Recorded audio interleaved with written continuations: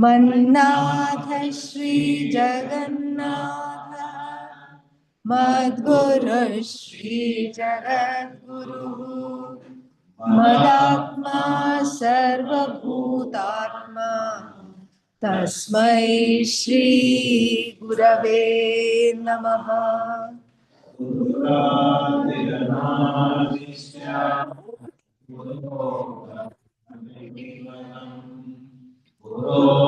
परतरं नास्ति तस्मै श्री गुरवे नमः। त्वमेव माता च पिता त्वमेव त्वमेव बन्धुश्च सखा त्वमेव त्वमेव विद्या त्वमेव त्वमेव सर्वं मम देव देव त्वमेव सर्वं मम देव देव।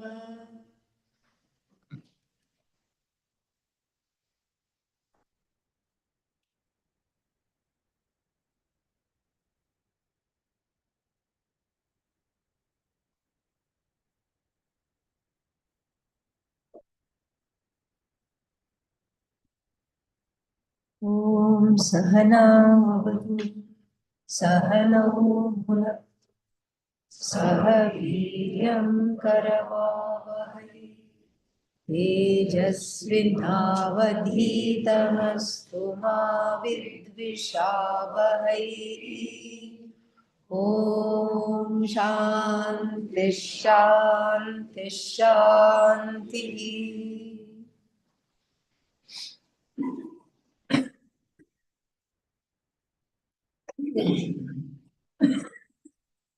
श्रोत्रियो व्रजिनो कामहतः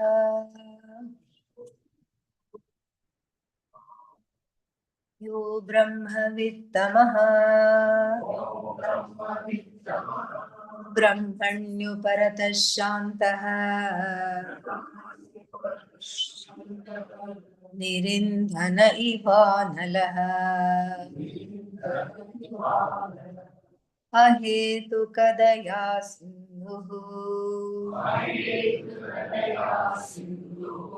बन्धुरानमतां सताम् तमाराध्य गुरुं भक्त्या ब्रह्म प्रश्रयसे वनैः प्रसन्नं तमनुप्राप्य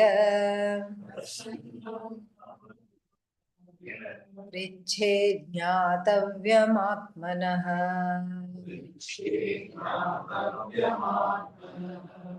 So, finding the guru and what kind of a guru is given, we saw that yesterday. One who is basically Shrotriya Brahmanishtha, Brahmani Uparataha is Brahmanishtha, and the one who is tranquil and not not reactive. All these things are given. The gurus, along with the student's qualification, we have what? The teacher's qualification is also nicely elucidated, given. So then, having seen that, first of all, as I said, it's very difficult for somebody who doesn't know what a teacher is and who doesn't know what Atma Tattva is and who doesn't know what Atma is, for them to look for a teacher, for an Ajnani to look for a teacher, very difficult. That's why it starts with the word Shrotriya. That we can find out. Whether the teacher belongs to a proper lineage, this can be found out. This is not difficult. And then we can go from there. There is no way to check up whether the person is Brahmanishtha or not. If you are Brahmanishtha, then you can check up if the other person is Brahmanishtha or not.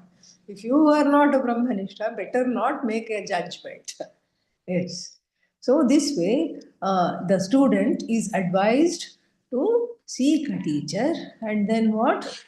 Do three things. What are the three things? Prahvi Bhava, have enact the humility that one is feeling and enact it, especially if one is not feeling it. It's even more important to enact it if one is not feeling it. Oh, but will I not be faking it? Not really. In not enacting it, you are faking it because you are having two different kinds of standards. Because what is the two different kinds of standards? Oh, if you say, I don't believe in form, I don't like to fall at the feet of anybody, I don't believe in all these forms. I have lot of bhakti where? Inside the depths of my heart, deep, deep down. Inside the heart, my bhakti is there. It's not an object. I can't show it to you like this. Here, look at my bhakti. I can't do that. So, it is a private affair. My bhakti is in my heart. And I don't have to do that. To which, what will I say? Do that for the birthday of your best friend. Just let the birthday come, let the birthday go. Your best friend or any loved, beloved family member, do that. And then if they say, what? You forgot my birthday? No, no, I did not forget. I have a lot of love for you in my heart. It's not an object, I can't show it to you, but it is there in my heart. But we don't do that. We enact it. We enact it by writing a card or composing a card or a present. It's not how expensive the present is. It is the thought. That thought has to be made into a form, a living sentiment. So even if it's something small, a box of chewing gum, doesn't matter. Then that you take the time to wrap it and then you put a little bow on it and then give it. And that because we relate with everybody and everything through forms. Guru and Bhagavan are also not exceptions to this rule. Even Bhagavan we relate to in forms. Even if the friend, just like you say hello, that's a form. Bye bye, that's a form. See you later, that's a form. Same with Bhagavan. In every temple, this is what is done. Suprabhatam, the waking up, that is a seva, that is a relating. Putting Bhagavan to sleep, not that Bhagavan is depending on you to go to sleep, not that Bhagavan needs to sleep, but it is a sentiment. A sentiment is of no use, not even worth 1 cent, if it is not enacted. And so, Prahvi Bhava is humility. Vinayakayatvam. Yesterday I gave you the definition. So, Vinayakayatvam means the humility has to be enacted. You cannot say, I have humility in my heart. In fact, I'm the most humble of everybody in this class. So, that makes no sense. It is deliberately enacted because in the enactment itself, there is a teaching. Something transformative happens in the enactment, especially if one is resistant to enacting it. What happens? Many things happen. And the first thing that happens is that one slims down. Madhya Pradesh reduces. So that is something wonderful. And then the second thing that happens is that in the enactment of the bending, in that enactment, what happens is that one understands what humility is. One understands as one knows more and more, what one knows is less and less of more and more, or more and more of less and less. Both ways it is. Especially in Vedanta, what happens? When you know, you say, oh my God, all I knew before was more and more of samsara, which is what? Less and less. So, this humility, when it's enacted, it transforms the heart into an actual seeker. Otherwise, people seek the Guru for many, many reasons. So many reasons are there. One person came to me and met me just for 10 minutes, 5, 10 minutes. He and his wife came and just casual talk, just talked a few things. And he said, what's your name? And he wrote down and he said, will you be my guru? I said, where is this coming from? All of a sudden, out from nowhere. I said, where is this coming from? And the person, he said, I'm collecting gurus. I said, how do you do that? I have, I was curious. How do you collect gurus? No, you ask each and everyone, will you be my guru? Will you be my guru? Will you be my guru? Will you be my guru? And then whoever says yes, I take a picture of them and then a selfie with the guru and then put it up in my house in the showcase. Already 47 gurus I have. You will be the lucky 48th. Yeah. I said, Namo Namaha. I don't want to be that famous. And so, like this, people seek for different reasons. And then it is allowed also in the Shastra. Because where else will people go? For some respite, people go. Sometimes people go to gurus asking for money. Poor Pujya Swamiji. I mean, I would see all the time. And he would, whenever he gave audience, so many sad stories, he would listen to each and every one. And then all of the sad stories would end in, therefore I need 2 lakh rupees. Therefore I need 10 lakh rupees. Therefore I need 50,000 rupees. How he handled it, he only knew. And then, to make matters worse, these people would be here talking to him, and then sometimes I would be in the back because I was doing some work and taking dictation and writing up his articles and all these things. So I would be in the back, and there were also few other people in the back, and they would tell Swamiji, say no, say no, say no, say no, say no, say no, say no. He didn't know how to say no. And poor thing would say, I can't give today, they are all telling me to say no.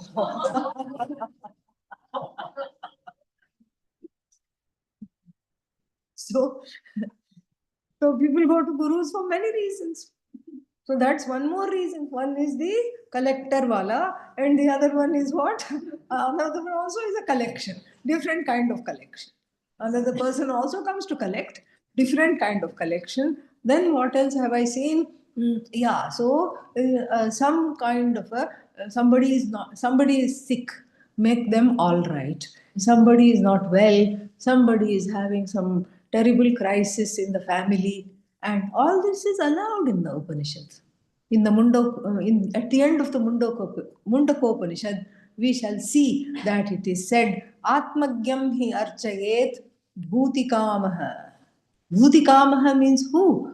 Bhutikama is the one who wants bhuti. Bhuti means the material wealth, material well-being. Material well-being means my family should be okay, my friends should be okay, my children should be okay, my grandchildren should be okay, my great-grandchildren should be okay. And whenever they have children, oh God, they should also be okay all the time. Nobody should get sick. Nobody should have any problems. This is Bhutika.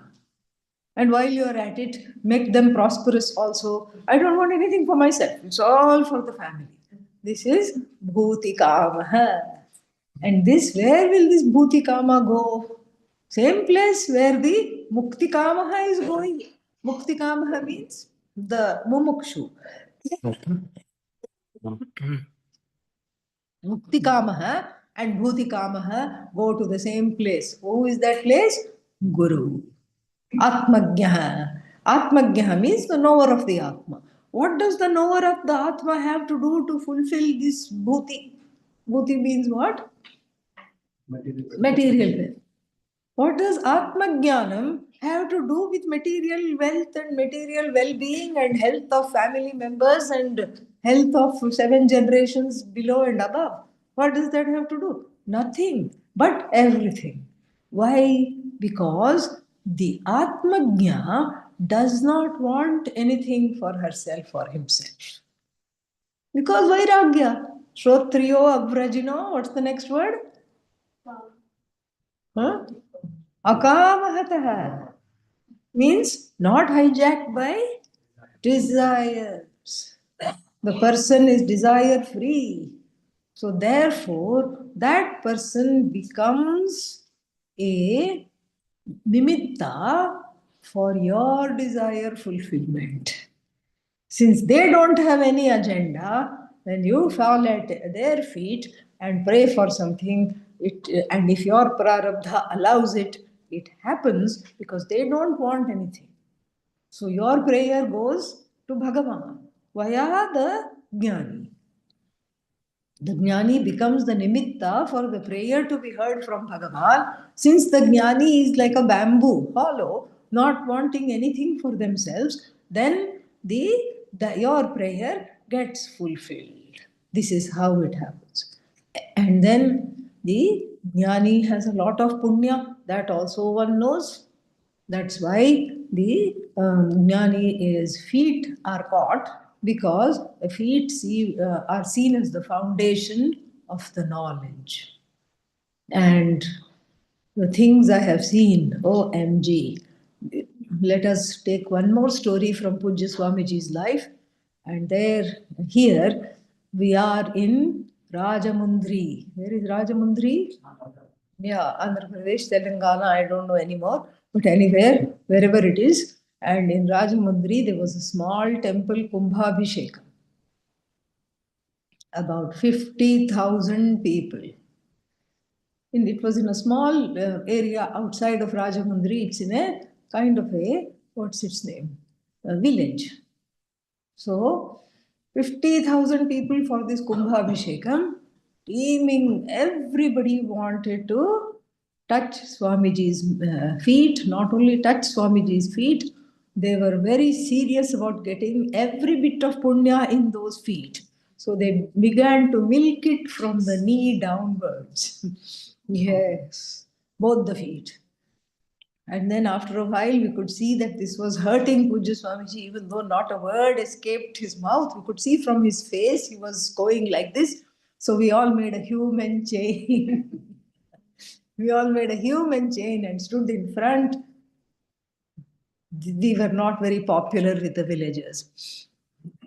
And then what happened was that suddenly somebody was very upset because they had a baby. And they wanted to put the baby on the lap of Pujya Swamiji for it to get lifelong blessings by spending 2 minutes or 1 minute or 1 second on Pujya Swamiji's lap.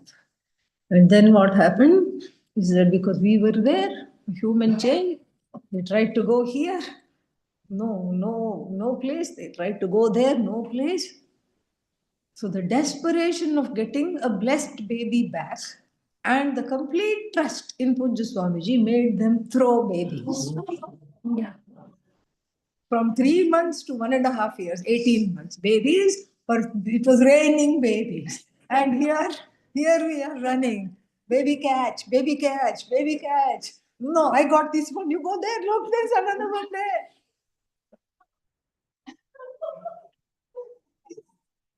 This is how it is with the Jnani. People come to gurus for numerous reasons. So, here, therefore, it is being very clearly clarified that in the process of this bending, what happens is that when the head touches the ground, when the body touches the ground, why am I here on the floor? It clarifies.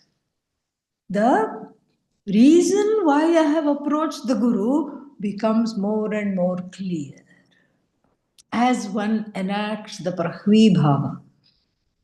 And then this is Prahvi Bhava, Prahva, Prashraya. Prashraya means Pariprashna. Pariprashna means asking the proper questions at the proper time, in the proper manner, and knowing what not to ask. All that is included in Prashraya.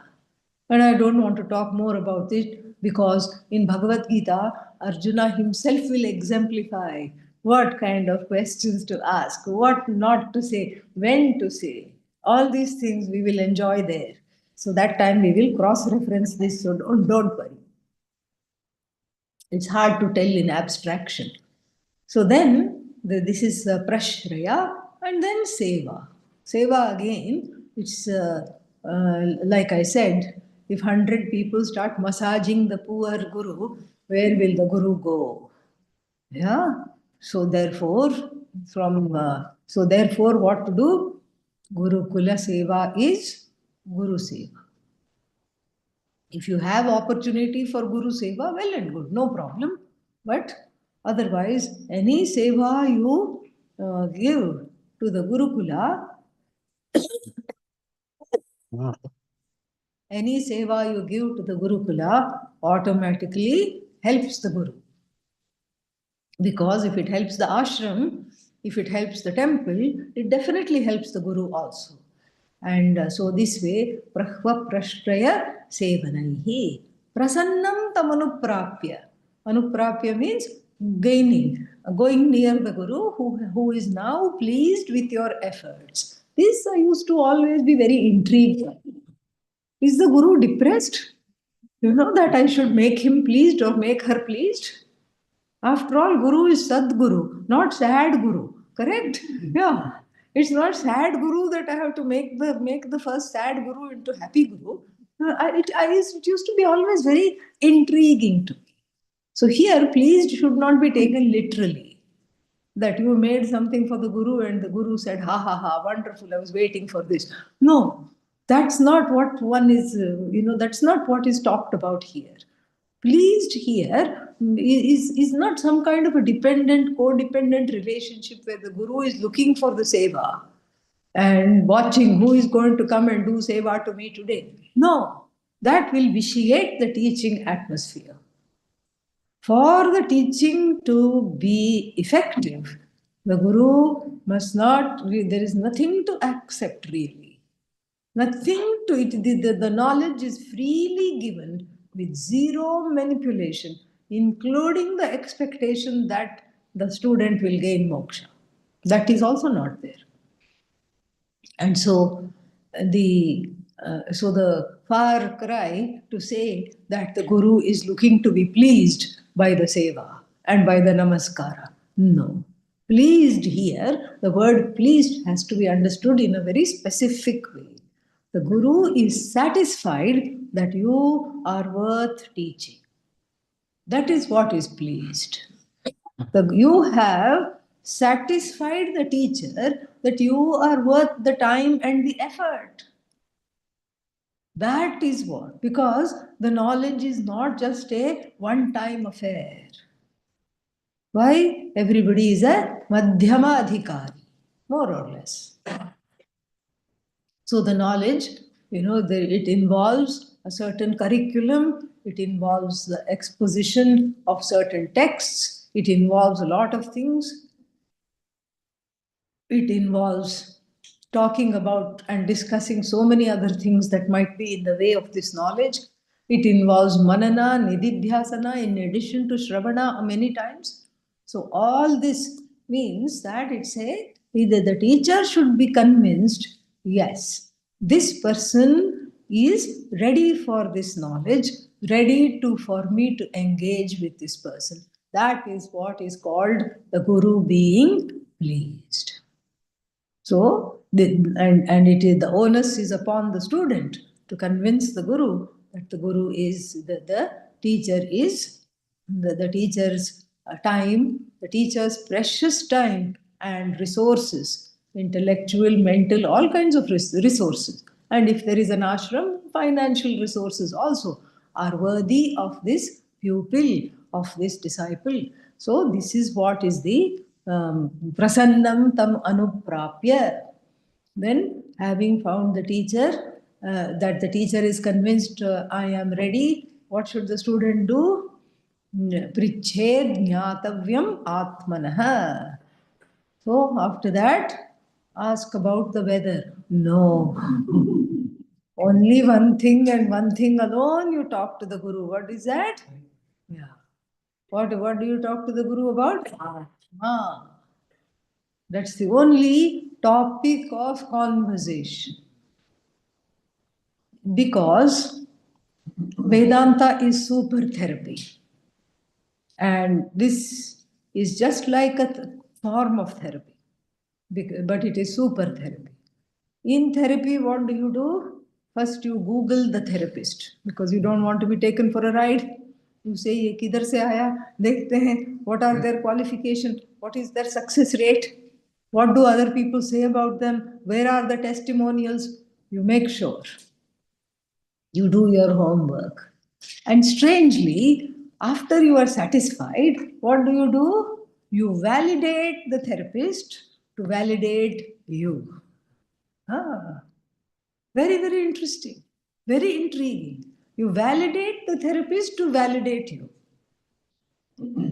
That's why it has to be paid in order to work, and Vedanta has to be unpaid in order to work.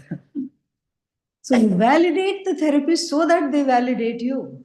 It's very interesting. Why? Because one is incapable of validating oneself. That's why one is going to the therapist in the first place. And so you validate the therapist to validate you, and the extent to which you can openly validate the therapist is the extent to which the therapy will work. This is how it is. And so, in the same manner, your Shraddha, your Bhakti towards the Guru bears dividends in the form of what? In the form of you assimilating the knowledge very easily and without any obstacles. Very, very simple here. You validate the Guru in order to know that I am okay, I am Brahman. That is the ultimate validation anyway. So this is what is done. So in therapy, what happens is that the client, I don't know if you can call them client, the patient and the doctor, whatever, the patient and the therapist relationship has to be kept pure. So when there is a therapy session, you don't waste your time talking about this, that, and the other. You don't talk about cricket, you don't talk about television shows, you don't talk about anything. You just go straight into what are the difficulties I'm having in my unfolding. What are my issues? How am I overcoming them? That is how it has to be kept pure. You don't try to make the therapist your friend because very quickly the whole thing deteriorates. It crumbles down. The relationship is vitiated very quickly if you try to make the therapist into a buddy, a bro, or a friend. Not possible. In the same way, the only topic of significance between the teacher and the student, if you take this knowledge seriously and if you want to do yourself a favor, is to talk about what? Atma. That is all it is here. Same exact thing. Atma alone. But what if I want to talk Anatma? Teacher will talk Anatma with you, no problem. Teacher will talk about the weather, teacher will talk about whatever you want to talk about. But then you have to decide, is this what really I want? Because otherwise it's a real waste of time. It's a waste of the person's knowledge as well. And it's a waste of your own Shraddha.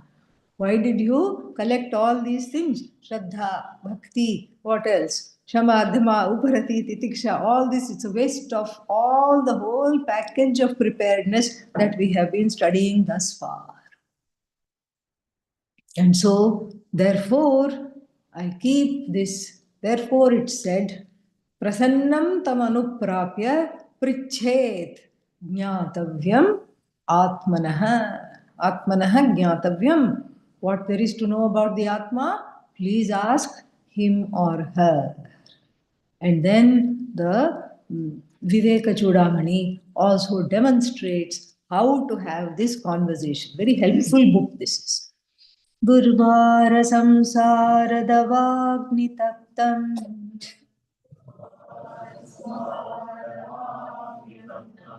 दोधूयमानं दुरदृष्टवातैः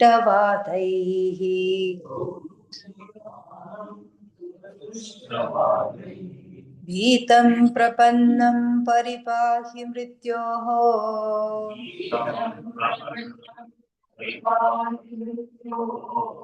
यदन्यं शरणं. What is that last line? Yes. What? Yasharanyam anyam yadaham na jane. So, Durvara samsara davagni taptam. The student goes to the teacher and asks in a very beautiful way, a dramatized way, a very wonderfully beautiful way, how to talk, what to say to the teacher. So, Durvara. Durvara means like bad winds. You know, sometimes in Rishikesh we have that, these chill winds. You think, oh, I'm dressed warm, I can go for a walk. You go for a few steps there, come running back. Go running back to your room. That's, there is a chill wind, this kind of wind, or sometimes there is a hot wind because now it is winter, so there will be a chill wind. If you come for the May course, then there will be what? Hot wind. So the summer course will have hot winds. So here that's called Durvara. Durvara in any case means bad news wind, bad news winds. So what kind of winds is the student suffering from? Samsara. Durvara samsara. So this Durvara, the bad winds of samsara. And then the bad winds of samsara are surrounding me. I just don't feel good in my skin. I'm not in good shape. I feel sick, in fact. I don't feel good with all this chill wind, hot wind, whatever wind. It's just a bad wind. And not, as though that is not enough. Dodhuyamana. This is a frequentative usage. Shaken up. Once if I'm shaken up, I had a shock, I was shaken up, and then I composed myself, and then I went on my way. No, then again I got shaken up. Again and again I got shaken up. Again, again, and again I got shaken up. That is called Dodhuyamanam, repeatedly shaken up. I am in the chill winds or uncomfortable winds, that's better. In the uncomfortable winds of samsara, I'm caught in this some kind of a vyuha, some kind of a swirling wind of samsara. And as though that were not enough, I'm being repeatedly shaken up by the ill, by the Davagni Taptam, Durvara Samsara. This one we forgot. Let's see this. Dodhuyamanam. Dodhuyamanam, repeatedly shaken up by the bad karma. Whose bad karma? Guru's. No. Just checking. One's own karma, one's own bad karma, okay? Nobody else is there here. Yeah, my own bad karma, my own papa, shaken up by my own papa in the form of again those ill winds. And the Durvara Samsara Davagni Taptam. Davagni means forest fire. So the forest fire is a bad thing, is it not? Yes, we see what we saw what happened in Los Angeles and the surrounding areas. Forest fire is bad, but it is made worse by what? The wind pumping it. Horrible winds are coming and making a bad situation worse. Already I am heated up by the papa. Papa tapa, it is called. Papasya tapaha. Papa tapa, this papa tapa is what? Is already uncomfortable. And then the wind is making it, what should I say, fructify faster. It's aggravating the situation. And like when the fire you blow, it just goes up into a conflagration. So Davagni Taptam Dodhuyamanam Duradrishtava. Duradrishta means bad adrishta. Adrishta means the invisible. Invisible is of two types, Punya and Papa. Sukrita and Dushkrita. Here Dushkrita. Duradrishta. Bad adrishta. Papa. Dodhuyamanam Duradrishtavatai. And therefore, what? Bhitam prapannam, I'm terrified, Guru. I'm not a happy person now. I'm terrified. I don't think I can come out of this. I'm in bad shape. I don't think I can come out of this at all. Bhitam prapannam, save me. Protect me. Paripahi mrityoho. Because the student feels on the brink of death. What is death? Samsara. Moksha is life, samsara is death. Is the student really on the brink of death? No. This is like, sometimes they say in TV advertisements, dramatized for the sake of the ad, to show the ad, this is not a real situation, it is dramatized. So here too, this is nothing to do with the student's reality. He or she is standing there or sitting there calmly, no problem. But inside, one feels like one is on the brink of death. It is may as well all be all over.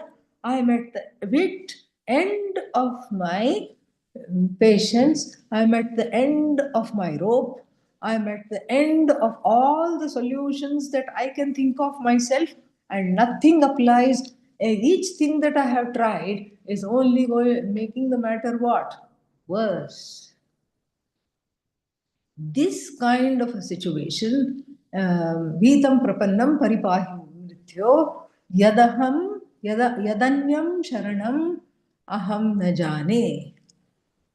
Anyam Sharanyam, any other place of refuge. That where it is worth taking refuge, I do not know.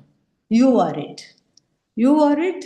I have chosen you. Help me out of this terrible, terrible situation where I am on the brink of death. It's not just a feeling. I just, because I take that feeling to be the reality. Why? Because Atma Ajnanam is there. Since Atma Ajnanam is there, that is what looks like the reality. And this is how the student is in the Vivekachudamani approaches the teacher. Now let us analyze this. Let us analyze this prayer and this yachana for the vidya on part of the student. Yachana means the asking.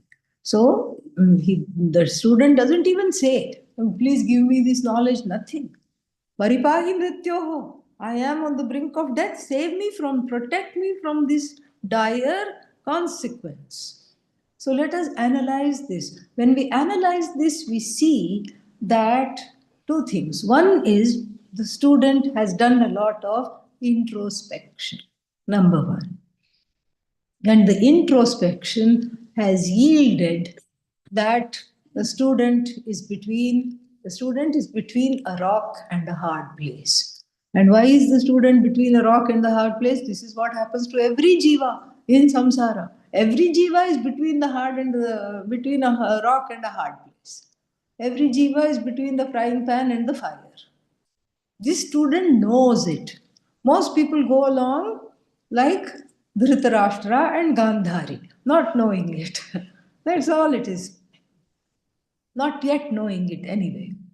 But a little bit of introspection knows how dire the situation called Atma Ajnanam is. This is point number 2. That Atma Ajnanam must be taken seriously, and it is a very dire situation. Allowed to let go in its own way, it will drive the person mad. Can one become mad from Atma Ajnanam? Yes. Because once you see, if you don't know that you have Atma Ajnanam, ignorance of ignorance is bliss. Ignorance is not bliss. Only ignorance of ignorance is bliss. If you know you're ignorant, you cannot handle your ignorance, you cannot stand it. Even if you cannot think of some soccer player or some name of some music composer or a title of some film, you won't rest until you find out. Ajnanam you cannot tolerate at all. So if you know that I don't know, then that is the most miserable and dire condition ever. You cannot tolerate ignorance. Ignorance is 100% intolerable. And so that is the second thing to see in this. Third thing is that once the doors for self-enquiry have opened up, then there is no backing out afterwards. You can back out. Many people do and have. But for someone so serious about the knowledge, there is no backing out afterwards. Why is there no backing out? Because the situation is like the hair on fire. If your hair is on fire and you are sitting here and then the water tap is over there near the door of the classroom, what will you do? Run. You will make a run for it. And then what? That's the distance that has to be bridged. On the way, on this side, there is a Starbucks. You will say, oh, let's see what there is for sale. No. Maybe I'll order after I put my head in under the tap. On the way back, let me see what I'm going to order. That thought will not even occur. And if somebody says, did you see Starbucks? You'll say, what Starbucks? I'm dying over here. I have to douse my head in water immediately. And you don't think, is this filtered water that is coming? You don't care.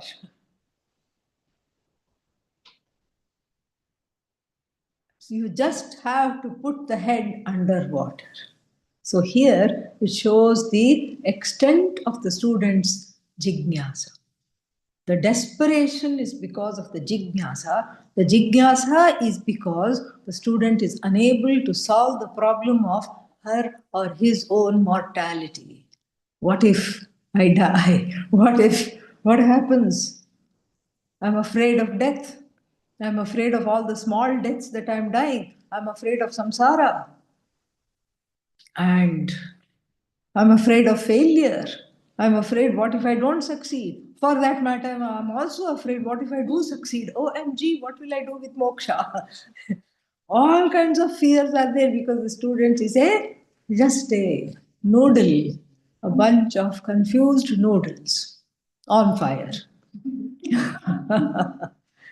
So, therefore, there is no stopping once the earnest, what is that called? The earnest jigyasa has been activated. And then finally, the last thing we see from this yachana is that the student says, there is no other solution than you. This is not said to flatter the teacher. This is truly what the student believes. Why does the student believe this? Because the student has tried everything, everywhere, all the time. Parikshya lokan karmachitan nirvedam ayat nasti akritah kritena. Pariksha lokan, having examined all fields of experience and found, what has the student found? Nirvedam ayat has gained true vairagya. Nirveda is vairagya. And what is the conclusion? Kritena karmana akritam brahma na. By all the actions, because how do I participate in all the lokas. In every transaction, how do I participate? Action, result of action. That is the length of, that is the field of influence, the sphere of influence that I have. Action and reaction, action and result of action. Result of action I don't like, I throw it on one side, and I want to get better result of action, so I engage in more action. And now the student has realized what? Has understood that through the performed action, manufactured action, the product which is the moksha, which is not a product, which is my own nature, which is uncreated, cannot be gained. So therefore, the uncreated cannot be gained by creating something. So all I can do with my actions is produce something. Moksha is my own nature, which is not a product. So therefore, I need to know this. And therefore, you are my only refuge. You see, so much thinking has gone in. And this quotation is from the Mundakopanishad. We will be studying that. Tadvijnanartham, in order to know that, saha gurumeva abhigachet, may such a person to understand that which is not a product, which is the truth of oneself, gurumeva, only go to the guru, no other person. Gurumeva abhigachet samitpanihi, showing the readiness to serve by carrying a bundle of sticks for yajna, if the guru is a grihastha. And then Shrotriyam Brahmanishtam, the qualifications of the Guru, is also given. So that much has to be the jnana. And here it is in the dramatized exchange between the teacher and the student, that jnana has been fully developed to show us where this student is and where one has to be. That single-minded desire has to be cultivated. The single-minded desire for this knowledge, if it is not there, doesn't matter. It has to be slowly cultivated. Even though one may be doing many things and the desire is also there, but it has to be solidified, cultivated, made strong. Now we wait to hear the teacher's response. And then we are imagining what will the teacher say. But the teacher surprises by not answering immediately and talking about something else. Shanta mahanto nivasanti santaha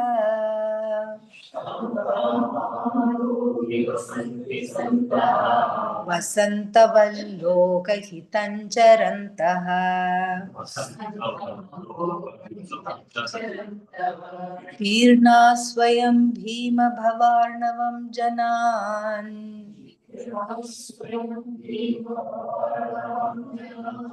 ahetunanyanapi tarayantah. Yeah. Very beautiful response, and nothing to do with the student is shaking around flailing, and then nothing there at all in the beginning. The teacher makes instead a general statement about gurus. Or we can say the Shruti itself, like a narrator, makes a general statement. The teacher here makes a general statement. What is the general statement? Shantaha means the tranquil ones. Mahantaha, the great ones. Silently move about in the world. Nivasanti, Santaha. Santaha means saintly ones. The saintly ones live among the people, even without advertising themselves. They don't have a board. Aham Atmajnani. No, no board, no advertisement, no badge, not even a secret handshake. No, nothing. Zero advertising. Absolutely no advertising. Shanta Mahantaha nivasanti santah. Nivasanti means they live among all the people or ordinarily. They live like an ordinary person, even though they are so great, so grand, and so erudite, and they have self knowledge. Very quietly, they go about helping the people like the spring delights the people with its presence of the riot of colors after a long and dreary winter. Especially in the west, all the trees shed their leaves. The snow piles up, piles up, piles up. 4 5 months of white, white, white, white, white.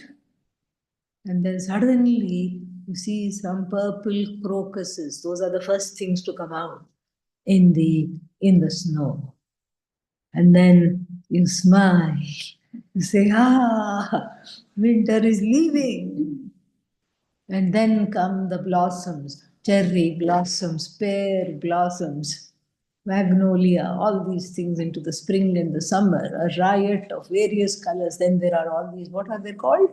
Rhododendrons, azaleas, so many colored flowers, beautiful, wonderful flowers come. All for a fee. No fee. Free. Free. No charge. No charge to look, no charge to pluck. Nothing. It's all free. Freely given. The spring just basically anoints Prakriti with its colors without any reason, without any hope of getting something back, including your own appreciation. It doesn't even wait in the wings and say, come on. What are you doing? Who are you? I'm Vasanta Ritu. I am the spring season. And I'm seeing you ingrate, you ungrateful person. You have just taken all the things I have given. Did you even say once thank you? Did you even appreciate one thing? No. It just colors up the universe and goes away. Similarly, these souls, these Mahan Atmas, these Mahatmas, what do? They simply light up the lives of the people who ask for it and then just fade away. And who are these Mahatmas? Tirnaha Swayam. They have themselves crossed. What have they crossed? Bhima Bhavarnavam, the terrible ocean of samsara. Bhava means samsara, which is always becoming something else, something else. The desire to keep on becoming leads one to samsara. So, Tirnaha Swayam, they have themselves crossed. What have they crossed? Bhima Bhavarnavam, the terrifying ocean of samsara, they themselves crossed. How did they cross? Through their own teachers. Their own teachers also came like spring and helped them cross. Bhima Bhavarnavam, Janan. So, all these people who are there, Ahetuna, without any cause, Anyanapi, Anyan Jananapi, Tarayantaha.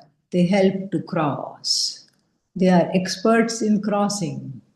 They are experts in helping others to cross. Who are these others? That are already crossed because of samsara.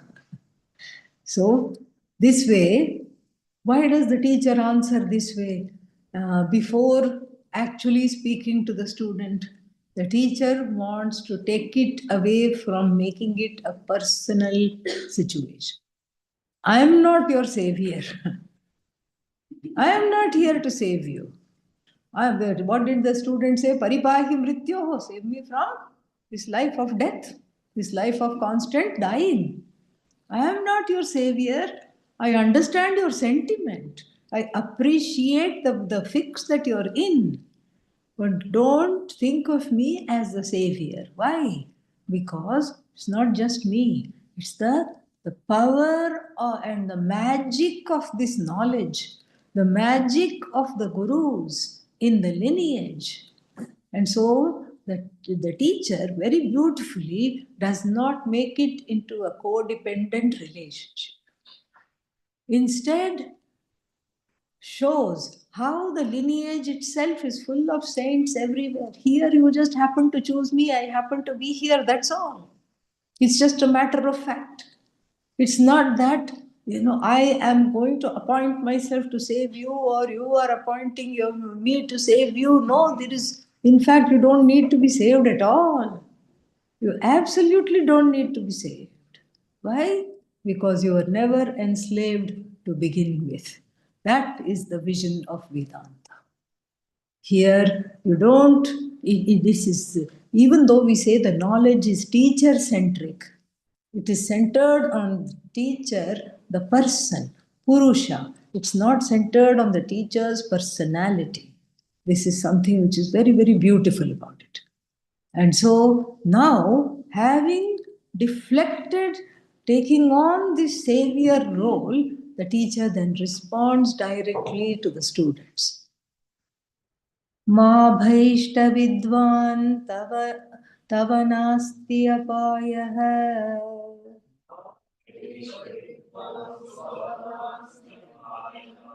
संसार सिन्धोस्तरणेऽस्त्युपायः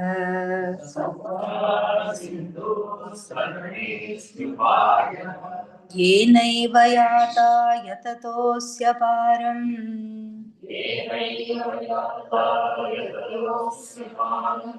तमेव मार्गं तव निर्दिशामि.